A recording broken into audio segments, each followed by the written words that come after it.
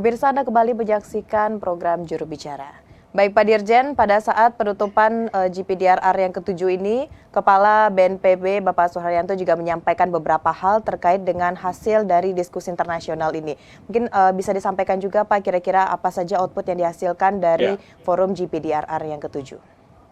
ya ada tujuh rekomendasi katakanlah begitu yang hadir yang dihasilkan dari GPDRR di Bali ya kita sebut agenda Bali ya tujuh Ya, rekomendasi agenda Bali untuk resiliensi bencana itu namanya tujuh rekomendasi agenda Bali untuk untuk resiliensi resiliensi. bencana. Hmm. Ya, yang pertama pengurangan risiko bencana perlu diintegrasikan pada kebijakan-kebijakan utama pembangunan. Ya, tadi yang saya sampaikan memperhatikan lingkungan hidup. Ya, kemudian pembiayaan, legislasi dan rencana penyampaian pasca agenda 2030. Pembiayaan ini penting, legislasi juga penting ya untuk resiliensi bencana ini. Dan yang paling penting pencapaiannya artinya follow up-nya begitu kan, ada hasil konkret yang ingin kita capai pasca agenda 2030. Kemudian yang kedua, perubahan sistemik yang dapat memperhitungkan kerugian yang sesungguhnya dari bencana dan kerugian dari ketiadaan aksi serta membandingkannya dengan investasi dalam mengurangi risiko bencana. Ya, jadi kita memang harus punya hitung-hitungan, punya perkiraan kalau bencana itu berapa kerugian yang dihasilkan.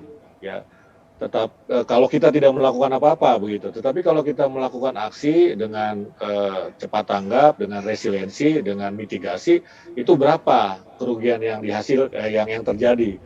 Ya mestinya akan lebih kecil kalau kita melakukan mitigasi, kita lebih tangguh, lebih resilient begitu. Kemudian dibandingkan dengan investasi, ya dibandingkan dengan investasi maksudnya kita ini kan kadang-kadang lebih mengutamakan ekonomi kan begitu ya, tetapi kita mengabaikan lingkungan. Nah ini harus kita banding-bandingkan. Risikonya kalau kita mengabaikan lingkungan yang kemudian karena kita abai memunculkan bencana, dengan investasi itu rugi mana sih begitu kan? Kira-kira itu yang harus kita perkirakan. Harus ada Hmm. hitung-hitungannya. Dan ini Ya. bisa berlaku secara universal lah katakan begitu. Artinya hitung-hitungan ini bisa berlaku di banyak negara atau semua negara gitu kan. Yang Hmm. ketiga, platform global yang diselenggarakan antara COP 26 dan 27 beberapa waktu lalu ini mencermati tingkat emisi yang saat ini itu jauh melebihi upaya mitigasi. Nah, jadi apa itu namanya emisi ya gas rumah kaca itu ternyata melebihi upaya mitigasi. Nah, ini harus jadi concern kita. Platform global meminta pemerintah untuk menghormati komitmen yang dibuat pada kesepakatan di Glasgow. Ya, jadi kesepakatan untuk mengurangi emisi karbon itu harus kita perkuat komitmennya ya untuk meningkatkan pembiayaan dan dukungan adaptasi dan resiliensi. Jadi kan ada apa namanya karbon begitu ya, ini harus kita perhatikan. Meningkatkan risiko bencana, meningkatkan pengurangan risiko bencana sebagai bagian dari solusi untuk mengatasi keadaan darurat supaya meningkatkan dan mencapai ambisi iklim tujuan global tentang adaptasi. Jadi kita harus beradaptasi. Nah itu yang ketiga ya. Yang keempat adalah menerapkan pendekatan partisipatif dan berbasis HAM.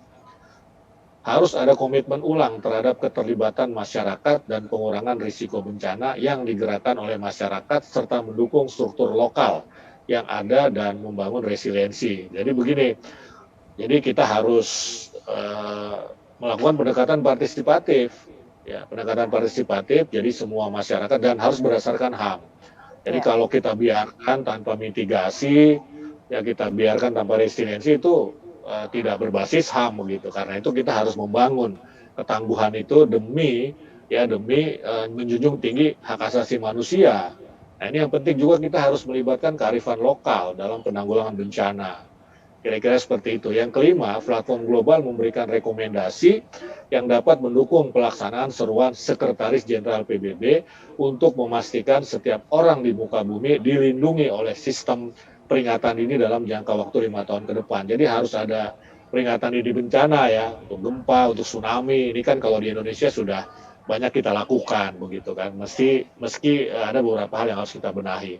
Keenam, potensi pembelajaran dan pandemi COVID-19 harus diterapkan sebelum jendela peluang tersebut tertutup untuk mendorong sistem manajemen risiko bencana yang adaptif dan responsif dengan kolaborasi multi pemangku kepentingan disertai dengan empati, solidaritas, kerjasama, dan semangat kesukarelaan khususnya untuk mengatasi ketidakadilan. Nah, jadi ini perlu kerjasama antar negara lah saya kira ya, kerjasama global untuk resiliensi bencana. Dan ketujuh, pelaporan yang komprehensif dan sistematis terhadap semua target kerangka kerja. Kemudian ya untuk memahami dengan jelas tantangan dan hambatannya ya. Jadi harus ada laporan ya, laporan yang bisa dibaca oleh semua negara begitu. Kalau ada satu kejadian di satu negara, ini harus ada laporan yang bisa dibaca oleh negara lain yang masuk dalam anggota GPDRR. Kira-kira seperti itu ya, tujuh agenda yang dihasilkan dari GPDRR di Bali. Baik, tentunya ini kembali lagi pada tema presidensi G20 juga nih Pak, bahwa pentingnya diskusi berskala internasional ini untuk menghasilkan beberapa kebijakan-kebijakan atau beberapa hal untuk solusi pengurangan risiko bencana. Baik Pak Dirjen, dari 7 output yang disampaikan tadi, ini Bapak melihat Indonesia bagaimana ke depannya dalam menerapkan 7 hal tadi Pak. Apakah Indonesia benar-benar mampu dalam menerapkan hal ini atau kita sama-sama berusaha lagi Pak? Ya, jadi gini kan, kalau Presiden Jokowi dalam segala hal ini menginginkan ada follow up, ada sesuatu yang konkret begitu. Jadi tidak berhenti di dalam kertas saja. Nah, karena itu 7 rekomendasi ini menjadi acuan kita untuk melakukan aksi yang lebih konkret. Ya, misalnya peringatan dini. Ya, peringatan dini ini harus kita benahi. Ya, kita benahi supaya mungkin ada yang sudah rusak, ya alat-alat untuk peringatan dini, alat-alat komunikasinya barangkali seperti itu, ini harus kita beresin. Nah, saya kira Indonesia sebagai negara yang berada di Ring of Fire, mau tidak mau harus menerapkan risiko ini. Kita sudah menerapkan rekomendasi ini, kita sudah menerapkan ya banyak di antara rekomendasi ini, tapi terus kita tingkatkan begitu kan, supaya lebih perfect ya, lebih sempurna begitu. Saya kira seperti itu ya, kita tidak boleh berhenti, kita tidak boleh berpuas diri, kita sukses menanggulangi COVID katakanlah seperti itu lalu kita berpuas diri, tidak ya, tapi kita terus coba belajar dari kejadian-kejadian masa lalu dalam konteks bencana begitu. Baik. Tentunya kita benar-benar berharap dengan kegiatan yang bisa dikatakan Indonesia telah sukses menjadi tuan rumah pelaksanaan GPDRR ke-7 ini dapat memberikan dampak atau efek terhadap Indonesia dan juga dunia terkait dengan pengurangan risiko bencana. Pak Dirjen, terima kasih telah hadir dalam dialog juru bicara pada malam hari ini. Tetap jaga kesehatan dan kita akan bahas lagi tema-tema baru pada episode selanjutnya. Terima kasih, selamat malam Pak Dirjen. Selamat malam Mona. Baik pemirsa, itulah dialog kita dalam program Juru Bicara bersama dengan Dirjen IKP Kementerian Kominfo Republik Indonesia. Terima kasih bagi Anda yang telah menyaksikan. Saya pamit, sampai jumpa.